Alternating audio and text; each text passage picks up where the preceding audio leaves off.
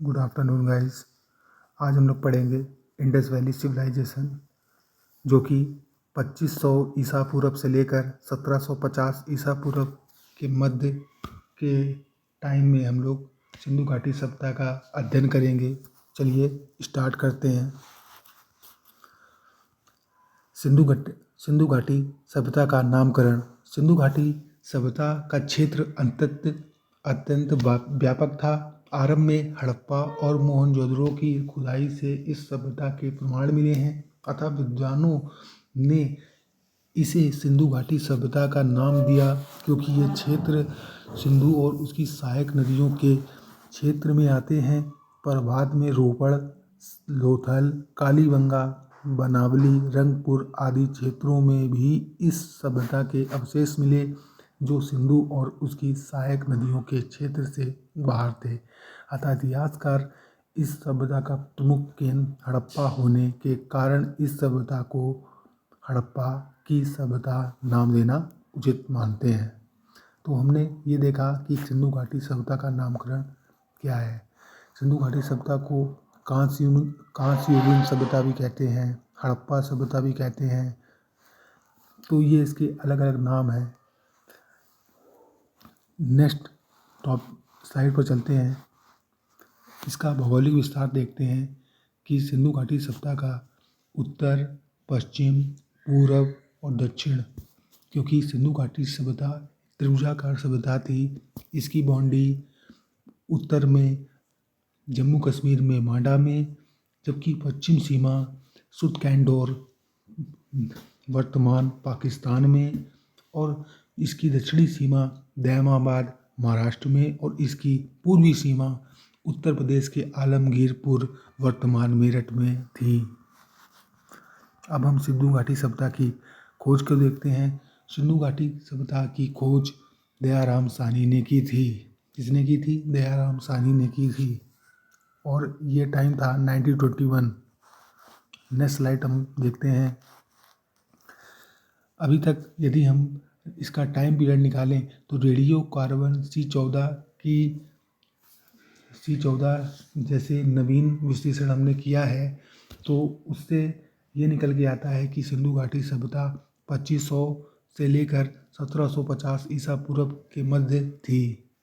और इसमें तो ये हो गया, और इसमें एक नोट पॉइंट है मैंने डाला है कि सर जॉन मार्शल के दिशा निर्देश में ही राखालदास बनर्जी ने 1922 में मोहनजोदड़ो की खोज की थी।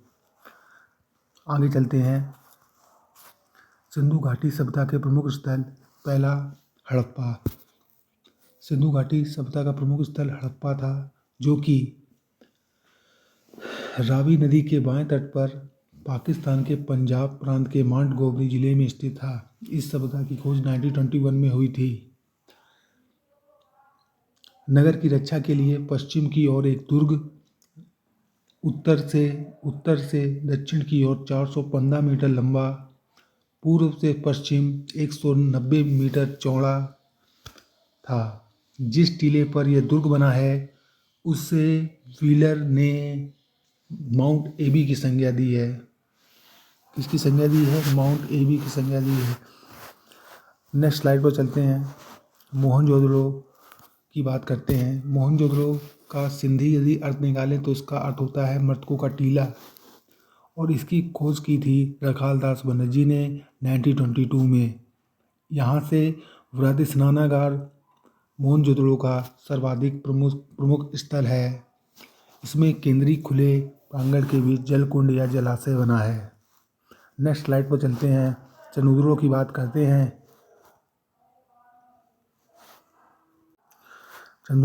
चनुद्रो की बात करते हैं। ये सेंधो नगर मोहनजोदड़ो से 130 किलोमीटर दक्षिण पूर्व सिंध प्रांत पाकिस्तान में स्थित है। इसकी खोज 1934 में हुई थी गोपाल दास मजूमदार के द्वारा। चनुद्रो एकमात्र पुरास्थल है जहाँ से वृत्ताकार ईंटें मिली हैं। ठीक है। और चनुद्रो में कोई दुर्ग नहीं है। एक क्वेश्चन ऐसे आ सकता है कि हड़प्पा सभ्यता का कौन सा ऐसा स्थल है जहाँ पे कोई दुर्ग नहीं मिला, तो ये उत्तर हमारा लगेगा चनुद्रो। ठीक है। चनुद्रो में से पूर्वोत्तर हड़प्पा कालीन संस्कृति झूकर झांगर के अवशेष मिले हैं। अर्नेस्ट मेके ने यहाँ मनका बनाने का कारखाना तथा भट्टी की खोज की है। ये भी आ सकता है कि क्वेश्चन कि मनका बनाने का कारखाना भट्टी की खोज हड़प्पा सभ्यता के किस स्थल से प्राप्त हुई। तो हमारा उत्तर होगा चनुद्रो। नेक्स्ट चलते हैं और लोथल के बारे में देखते हैं। लोथल एक गुजरात राज्य में स्थित है और ये हड़प्पा सभ्यता का बंदरगाह वाला स्थल था, क्योंकि यहाँ से व्यापार होता था, जो कि भोगवा नदी के तट पर है। और इसकी खोज करते हैं SR राव 1955 में।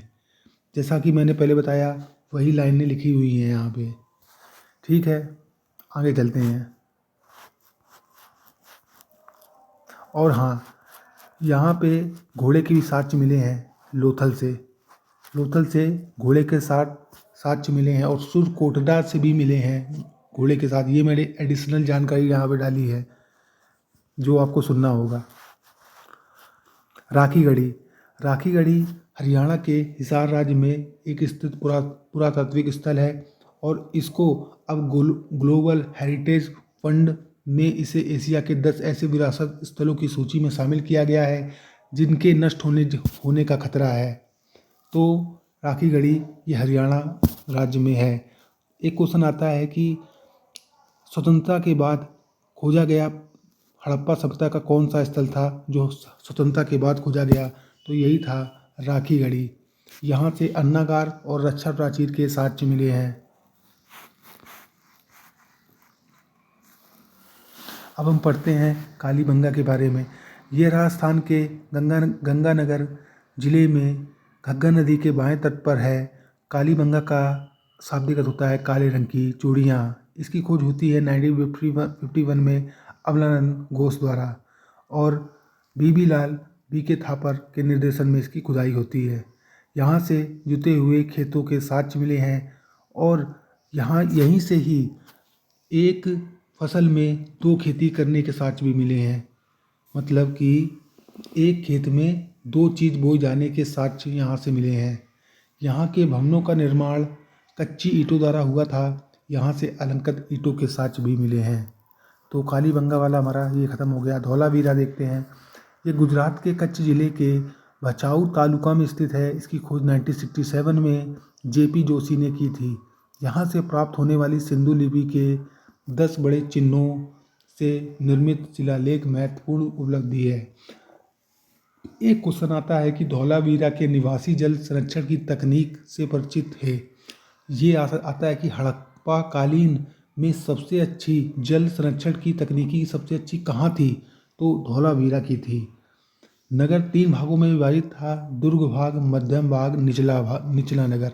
और धौलावीरा से ही हड़प्पा सभ्यता का एकमात्र स्टेडियम खेल का मैदान भी मिला है। तो धौलावीरा भी हमारा कंप्लीट हो गया। हम आगे देखते हैं, हड़प्पाई लिपि के बारे में पढ़ते हैं। हड़प्पाई लिपि आज तक भी नहीं पढ़ी गई है और ना अभी तक वर्तमान तक अभी नहीं पढ़ी गई है, क्योंकि ये चित्रात्मक लिपि है जिसको अभी तक नहीं पढ़ा जा सका है। और देखते हैं आगे क्या होता है। हड़प्पाई लिपि में लगभग 64 मूल चिन्ह हैं जो सेल खड़ी की आयताकार मोहरों, तांबे की गुटिकाओं आदि पर मिलते हैं।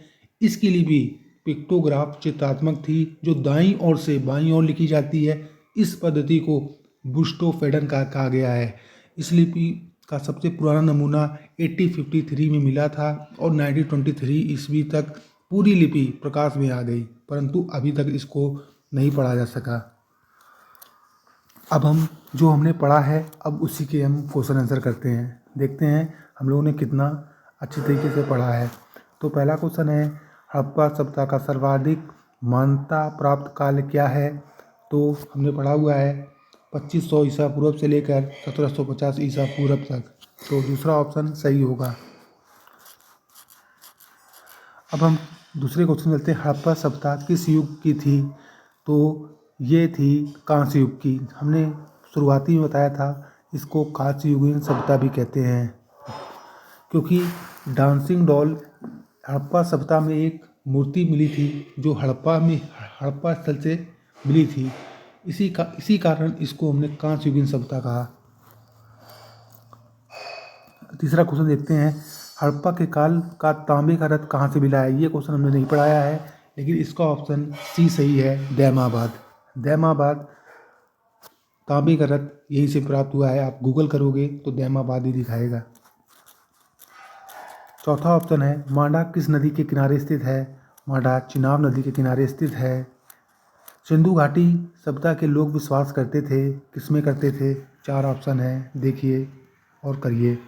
मातृ शक्ति में, यानी डी ऑप्शन सही है, मातृ शक्ति में विश्वास करते थे। तो हमारा सिंधु घाटी सभ्यता का छोटा सा टॉपिक था, हमने कंप्लीट कर लिया। बहुत ही छोटा सा हमने समरी ली है, जो चीज़ इम्पोर्टेंट है वही पढ़ा है हमने, फालतू के क्वेश्चन नहीं पढ़े। पढ़ने को तो 500 पन्ने हैं पढ़ने में हड़प्पा सभ्यता के, लेकिन हमको 500 पढ़ने नहीं पढ़ने हैं, हमको इम्पोर्टेंट पढ़ना है। तो जैसा कि मैंने आज सिंधु घाटी सभ्यता पढ़ाया, आपको अच्छा लगा होगा। यदि अच्छा लगा हो तो लाइक करिए, सब्सक्राइब करिए और शेयर करिए। Thank you.